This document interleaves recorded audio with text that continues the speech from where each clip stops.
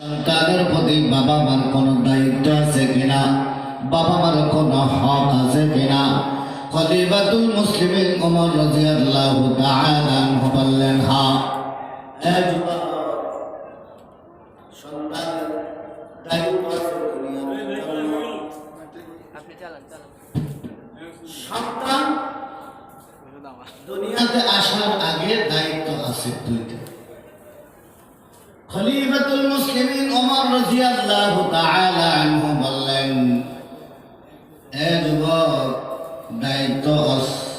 খলিফাতুল মুসলিমিন ওমর রাদিয়াল্লাহু তাআলা আনহু বললেন, খলিফার প্রথম নাম্বার দায়িত্বটা হলো, খলিফাতুল মুসলিমিন ওমর রাদিয়াল্লাহু তাআলা আনহু বলেন, সন্তান দুনিয়াতে আসার আগে বাবার একটা দায়িত্ব হলো, বাবা যখন বিবাহ করবে সন্তানের জন্য মা নির্বাচন করবে।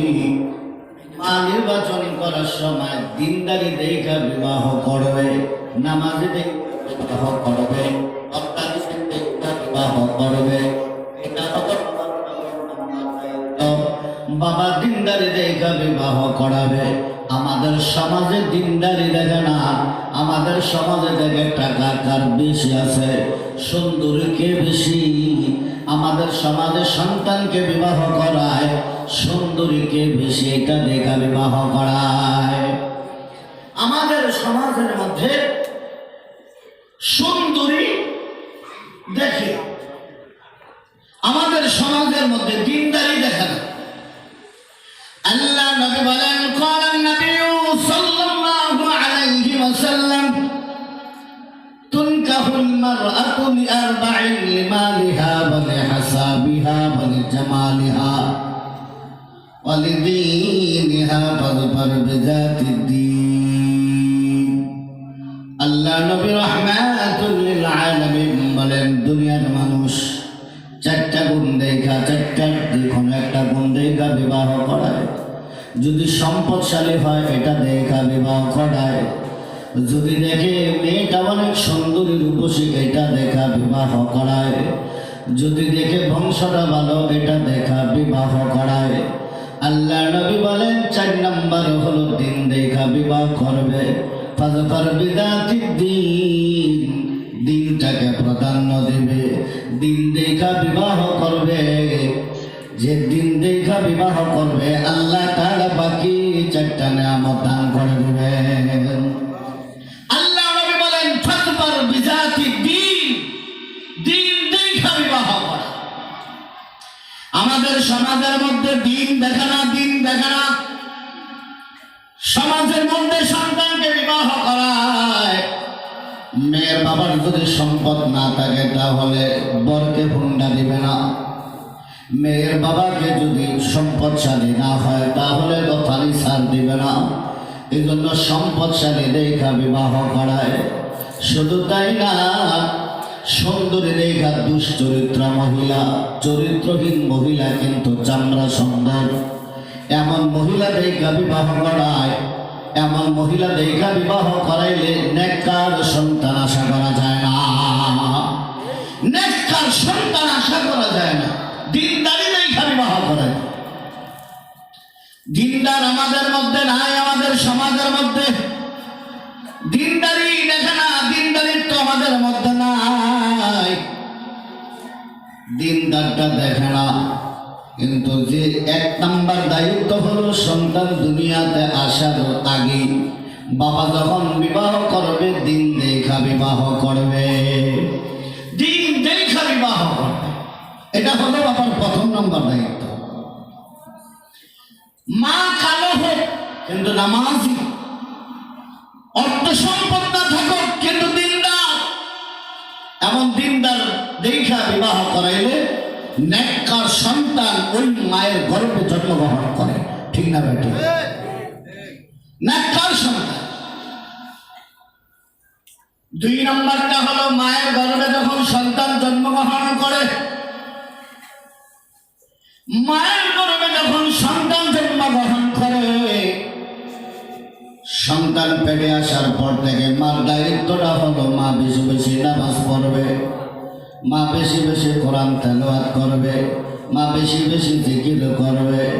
মার দায়িত্বটা হলো মা বেশি বেশি আবাদতে কাটাইয়া দিবে, কারণ সব মা যা করবে সন্তান তার উপরে আসর পড়বে, ঠিক না বেঠি?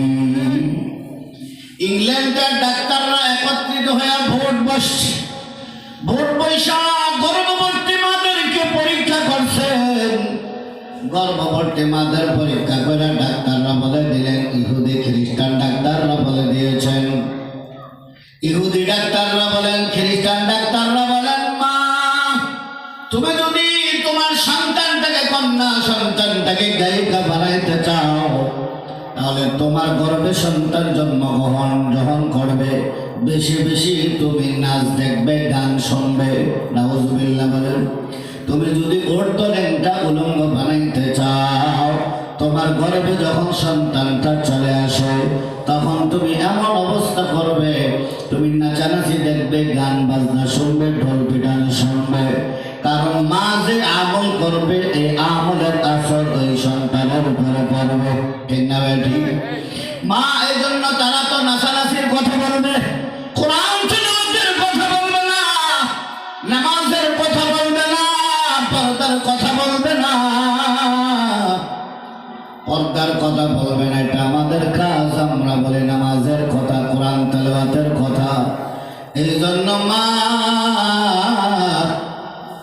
যত দিনদার হবে সন্তান তেমন দিনদার হয়ে যাবে, মা যত নেককারিনী হবে সন্তান তত নেককারিনী হয়ে যাবে। মা এজন্য 2 নম্বর দায়িত্বটা হলো মা গর্ভ সন্তান আসার সাথে সাথে ইবাদত করে। আজকে আমাদের মারা মার্কেট তাদের দখলে, সন্তান পেটের মধ্যে আছে, স্টার জলসা না চলে ঘুম হয় না, জীবনরা না চলে ঘুম হয় না, ব্যাপারটা না চললে ঘুম হয় না, ঠিক না ঠিক? মার্কেটে না গেলে এদের ঘুম হারাম হয়ে যায়, বাজার তাদের দখলে, মার্কেট তাদের দখলে, সর্বহারাত তারা চলাফেরা করে। পর্দা কি জিনিস এটা তারা বোঝেই না, পর্দা উঠে গেছে সমাজ থেকে, ঠিক না ঠিক? পর্দা উঠে গেছে, পর্দা। আমাদের সমাজে নামাজি পাওয়া যায়, আমাদের সমাজে কোরআন তেলাওয়াত করানোওয়ালা পাওয়া যায়, আমাদের সমাজের মধ্যে জিকির করানোওয়ালা পাওয়া যায়, আমাদের সমাজে পর্দানিসীন ফ্যামিলি পাওয়া যায় না। আলেম ওলামা ছাড়া কয়েকটা ফ্যামিলি ছাড়া পর্দা নাই, পর্দার বিধান নাই। নামাজ যেমনি ভাবে ফরজ, পর্দাও তেমনি ভাবে ফরজ। কোরআন তেলাওয়াত বিশুদ্ধভাবে যেমনি ভাবে তেলাওয়াত করা ফরজ, এমনি ভাবে পর্দা করা ফরজ।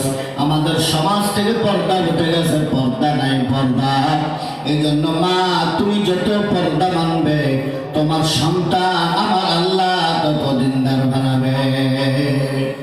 পর্দা আমাদের সমাজ থেকে উঠে গেছে। এই যে দেখেন না পর্দা কি জিনিস, লক্ষ্য করেন মারা। আমাদের শহীদ ওসমান হাদি ভাইয়ের স্ত্রী এই বাংলার মাটিতে দেখা গেছে মহিলাদের পর্দা কত জরুরি, ঠিক না ভাই? ওসমান হাদি যখন গুলিবদ্ধ হয়ে গেল, ওসমান হাদির এত বিশাল ঘটনা, বাংলাদেশের লক্ষ লক্ষ মানুষ যখন ওসমান হাদিকে নিয়ে চোখের পানি ফেলায়, অন্তরস্থল থেকে দোয়া করে, সমস্ত মিডিয়া যেখানে গরম, বাংলাদেশ গরম, তথা সারা বিশ্ব গরম, এত গরমের মাঝেও শহীদ ওসমান হাদির স্ত্রীকে কোন মিডিয়াতে পাওয়া যায় নাই, ঠিক না বেটি? কোন মিডিয়া তার বক্তব্য নাই, কোন মিডিয়া তার ছবি, মিডিয়া হাজার চেষ্টা করা তার ছবি তুলতে পারে নাই। শুধু তাই না, মেডিকেলে গেছে, হাসপাতালে গেছে, এরা হলো মহিষী নারী, এরা হলো নেককারিনী নারী, এদের পেট থেকে ওই আল্লাহ ওই জন্মাবে, ঠিক না বেটি? আশ্চর্য হয়ে যায়। মেডিকেলে যখন স্বামীকে দেখতে গেছে তখন বলছে, হে স্বামী হাদি ওঠো, তুমি সুস্থ হও, লক্ষ লক্ষ মানুষ তোমার দিকে তাকিয়ে আছে, ওঠো, আবার তুমি যাইতে হবে ময়দানে। শেষ পর্যন্ত তিনি শহীদ হলেন, সিঙ্গাপুর থেকে বাংলাদেশে আনা হলো এবং মেডিকেলে গেল, স্ত্রী তার মা বোন সহ গেল। হাজার মিডিয়া চেষ্টা করলো ওসমান হাদির ছবিটাকে এভাবে তোলার জন্য, কিন্তু তার ছবি যখনই তুলতে গেছে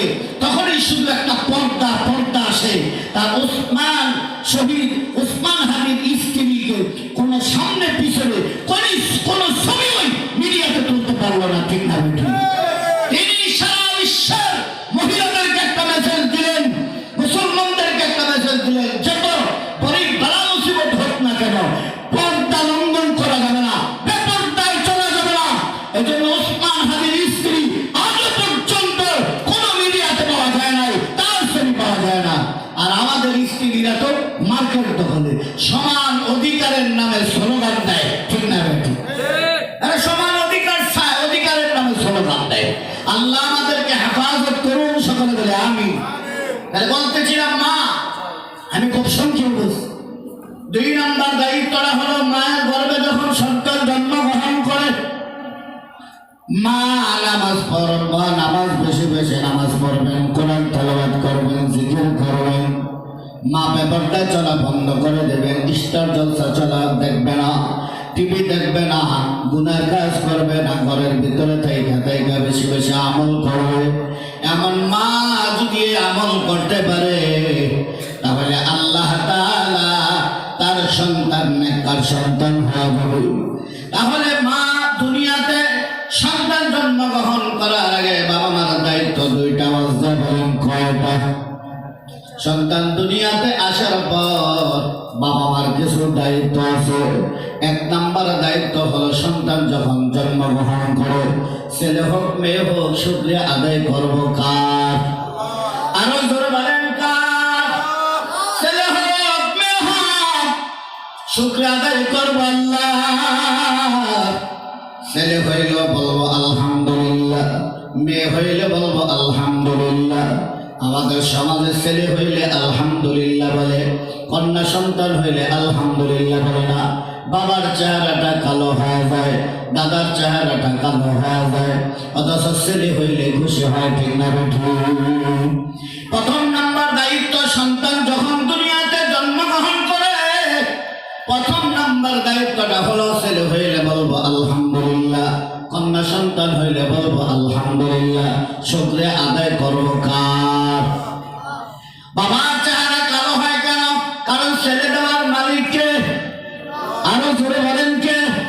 ছেলে দেওয়ার মালিক আমার আল্লাহ, আবার মেয়ে দেওয়ার মালিকও আমার আল্লাহ। কোন মায়ের ক্ষমতা নাই কন্যা সন্তান, কোন বাবার ক্ষমতা নাই ছেলে সন্তান দেওয়ার, সব ক্ষমতা কার? আরো জোরে বলেন কার? আল্লাহ তাআলা বলেন, ইয়া রাব্বুল মাইয়াশা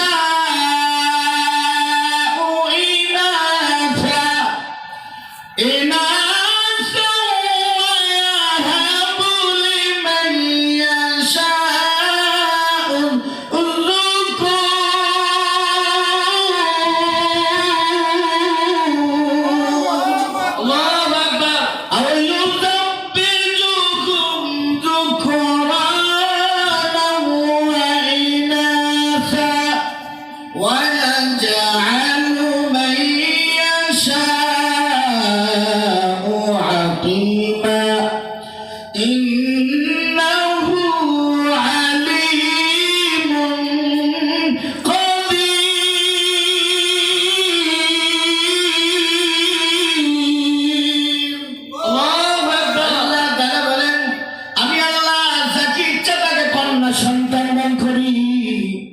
আমি আল্লাহ যাকে ইচ্ছা তাকে কন্যা সন্তান দেই না, ছেলে সন্তান দেই। আমি আল্লাহ আউযাবিহুম যুকরানা ওয়া ইনাসা ওয়া ইয়াজআলু মান ইয়াশাউ আকিমা। আল্লাহ বলেন, বান্দা আমি আল্লাহ যাকে ইচ্ছা ছেলে দেই, মেয়েও দেই।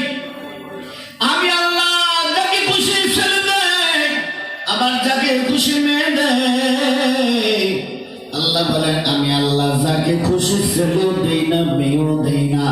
আমি আল্লাহ তাকে নিঃসন্তান বানায়া দেই। ছেলে দেওয়ার মালিক কে? আরো জোরে বলেন কে? মেয়ে দেওয়ার মালিক কে? তাইলে শুকরিয়া আদায় করবো। ছেলে হইলে খালি আলহামদুলিল্লাহ বলবো, মেয়ে হইলে আলহামদুলিল্লাহ বলবে না। ছেলেও যেমন দেন আমার আল্লাহ, কন্যা সন্তানও দেন আমার আল্লাহ।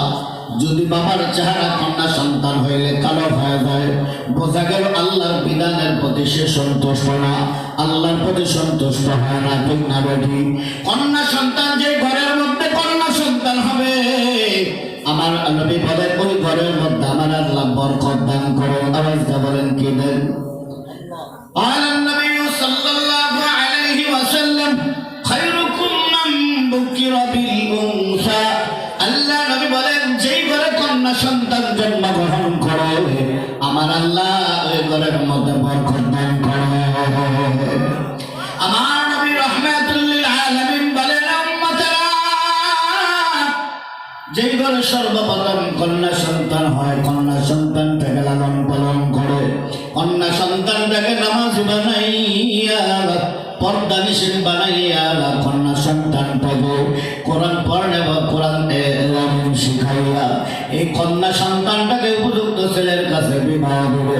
উপযুক্ত ছেলে বলতে আমেরিকা প্রবাসী না, উপযুক্ত ছেলে বলতে লন্ডন প্রবাসী না, উপযুক্ত ছেলে বলতে যার টাকা আছে সে না, উপযুক্ত ছেলে বলতে যে যুবক নামাজে জামাতের সাথে আদায় করে, ঠিক না নাকি?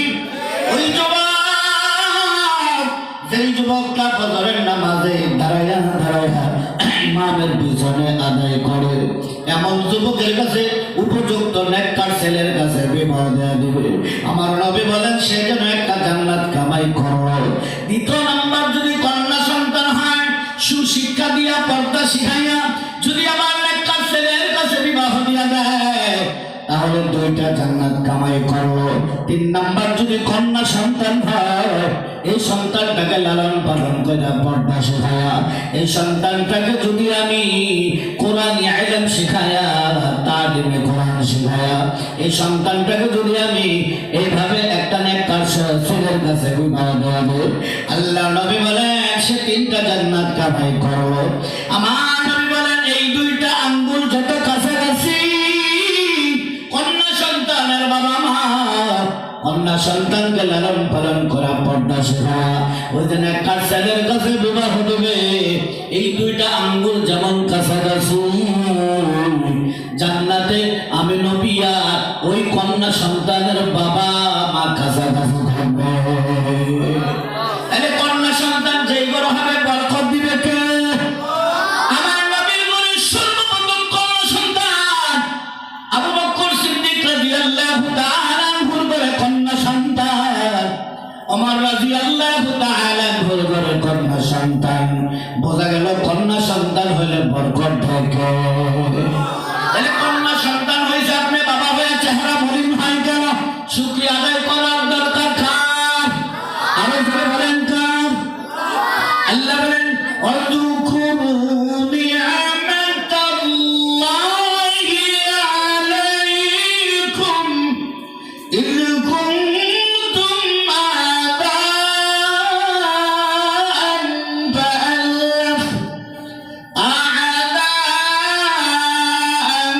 فألف بين قلوبكم فأصبحتم بنعمته إخوانا।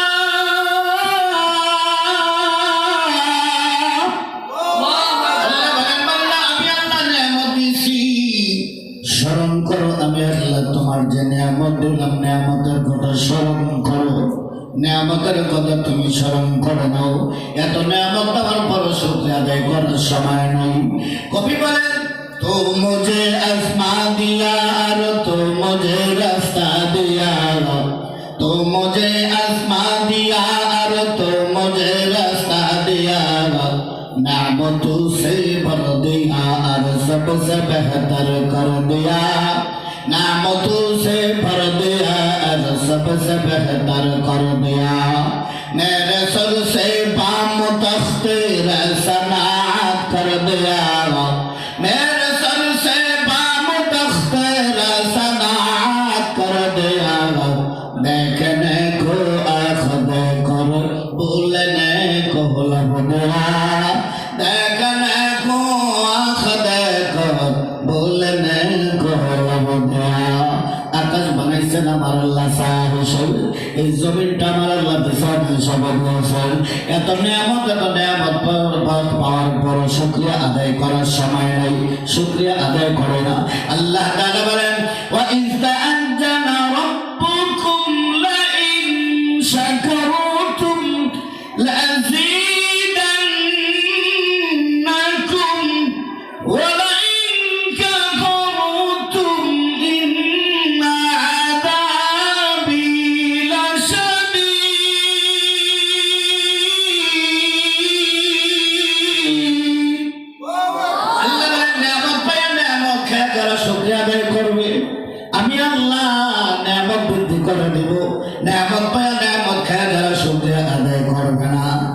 তাদের জন্য রয়েছে ইন্না আযাবি লাশাদীদ, শক্ত আযাব। তাহলে এক নাম্বার সময় নাই, এক নাম্বার হলো ছেলে হোক মেয়ে হোক শুকরিয়া আদায় করবো কার বলেন তো? আরো জোরে বলেন কার? দুই নম্বর বাবা মার দায়িত্ব, যখন সন্তান জন্মগ্রহণ করে ডাইন কানে আজান বাম কানে ইকামত দিতে হবে। ডাইন কানে আজান বাম কানে ইকামত, ছেলে হোক মেয়ে হোক। আমাদের সমাজে ছেলে হইলে আজান দেয়, মেয়ে হইলে আজান দেয় না, এটা সম্পূর্ণ ভুল। ছেলে হোক মেয়ে হোক ডাইন কানে আজান বাম কানে ইকামত দেওয়া হয়। যার জন্মের সময় ডাইন কানে আজান দেয় না, এই বাচ্চাটা বড় হইয়া নাস্তিক হয়, ইসলাম বিরোধী হয়, কোরআন বিরোধী হয়, ওলামার বিরুদ্ধে কথা বলে, মাদ্রাসার বিরুদ্ধে কথা বলে, ঠিক না ঠিক? যখনই ওলামায়ে কেরামের বিরুদ্ধে মাদ্রাসার বিরুদ্ধে কথা বলে, তখনই বুঝে নিবেন জন্মের সময় তার আজান দেওয়া হয়নি। এটা বাবা মার দায়িত্ব। হাসপাতালে হইলেও আজান, বাড়িতে হইলেও আজান, রাস্তায় হইলেও আজান, যেটাই হবে ডান কানে আজান বাম কানে ইকামত। এটা প্রত্যেকটা বাবা মার দায়িত্ব, আজান দেওয়া, আজানের ইকামত দেওয়া। 3 নম্বর দায়িত্বটা হলো ক্বালান নবী সাল্লাল্লাহু আলাইহি ওয়াসাল্লাম কুল্লু গোলামিন রাহিনাতুন বিআকিকা তুযবাহু ইয়াওমা সাবিহি ওয়া ইউসাম্মা ফিহি ওয়া ইউখলাকু রাসুহু। আল্লাহ নবী বলেন 7 দিনের দিন যখন হয়ে যাবে আকিকা দিবি। আকিকা দিলে, আকিকা দেওয়া সুন্নাত, আকিকা দিলে বাচ্চা হৃষ্টপুষ্ট হয়। আকিকা দিলে আল্লাহ বালা মুসিবত থেকে হেফাজত করেন। ওয়া ইউসাম্মা ফিহি, বাবা মার দায়িত্ব অর্থবোধক একটা সুন্দর নাম রাখা।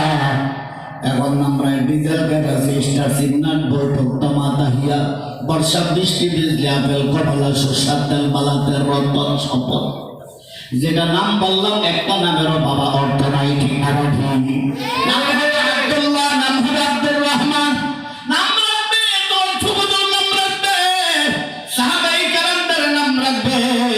ওয়াইখলাকু রাসুহু, মাথা মুন্ডাবে, মাথা মুন্ডানোর পর চুলগুলো এক পাল্লায় রাখবে, স্বর্ণ রূপা আরেক পাল্লায় রাখবে, অথবা টাকা রাইকা গরিবদের দান করে দেবে। 4 নম্বর দায়িত্ব হলো আল্লাহ বলেন ওয়াল ওয়ালিদাতু ইউরদি'না আওলাদাহুন্না হাওলাইনি কামিলাইন।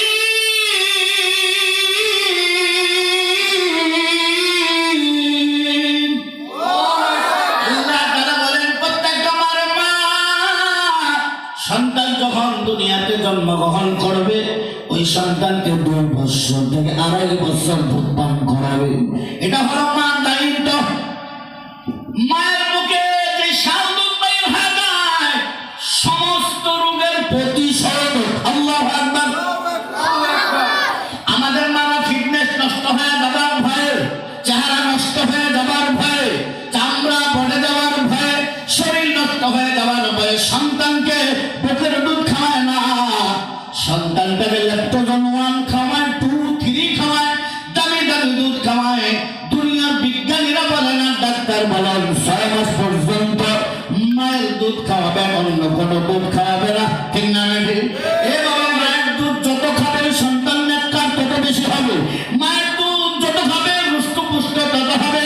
মায়ের দুধ যে সন্তান বেশি খাবে, ওই মায়ের প্রতি ভালোবাসা বেশি হবে, ঠিক না ঠিক? এখন তো সন্তান মায়ের প্রতি ভালোবাসা নাই, কারণ সন্তানকে দুধ খাওয়ানো, সন্তানের বুকের দুধ খাওয়ায় না, শুধু বাহিরের দুধ খাওয়ায়। এজন্য বড় হইয়া সন্তান ওই মার প্রতি মহব্বত থাকে না, ভালোবাসা থাকে না, ঠিক না ঠিক? 5 নম্বর দায়িত্বটা হলো সন্তান যখন কথা বলতে শিখে, তাহলে সর্বপ্রথম কোরআন শিখাবেন। আওয়াজটা বলেন কি শিখাবেন? আরেকবার বলেন কি? সন্তান যখন কথা বলতে শিখে তখন কোরআন শিখাবেন। সন্তান যখন কথা বলতে শিখে মুক্তবে পাঠা দেবেন। সন্তান যখন কথা বলতে শিখে তখন আলিফ বা তা সা শিখাবেন। সন্তান যখন কথা বলতে শিখে তখন লা ইলাহা ইল্লাল্লাহ শিখাবেন। যে মানুষটা সর্বপ্রথম জবান দিয়ে লা ইলাহা ইল্লাল্লাহ বাইর হয়ে যাবে, আবার মৃত্যুর সময় বাইর হয়ে যাবে লা ইলাহা ইল্লাল্লাহ, আল্লাহ তাআলা তার জন্য জান্নাত ওয়াজিব করে দেবেন। যখন কথা বলে হাঁটতে টিম মাঠে পারে দিন, খারাপ 2টা ইন এটা শেখাবেন না, এটা শেখাবেন আলিফ বা তা শেখাবেন, মক্তবে পাঠিয়ে দেবেন, মাদ্রাসায় পাঠিয়ে দেবেন। মাদ্রাসায় আগেকার বাবা মারা খুব গর্ব করে যদি মেয়েকে দেখতে আসতো, বাবা বলতো আমার মেয়েটা 3টা খতম দিছে। ছেলেকে যদি দেখতে আসতো তাহলে বলতো আমার ছেলেটা 2টা কোরআন খতম দিছে। এখন আর বাবা মারা এই গর্ব করে বলতে পারে না আমার মেয়েটা কোরআন খতম দিয়েছে, আমার ছেলেটা কোরআন খতম দিয়েছে। এখন কোরআন খতম নয়, ফেসবুক খতম দিছে, ঠিক না ঠিক? ইন্টারনেট বাবা খতম দিছে, ইউটিউব বাবা খতম দেয়, কিন্তু কোরআন তেলাওয়াত আর হয় না, কোরআন পড়া না। ইংরেজরা পশ্চিমাদের তাদের উদ্দেশ্যটাই হলো যে মুসলমানকে যদি অপদস্থ করা যায়, লাঞ্ছিত করা যায়, মুসলমান থেকে কোরআন সরাইয়া দিতে হবে, কোরআন সরাইয়া দিতে হবে, কোরআন থেকে মুসলমানের সন্তানদেরকে দূরে রাখতে হবে। এটা হলো পশ্চিমাদের। জি আজান দেন।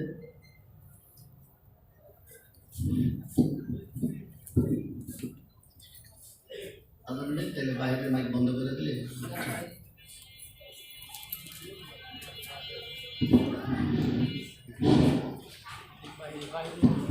Bye.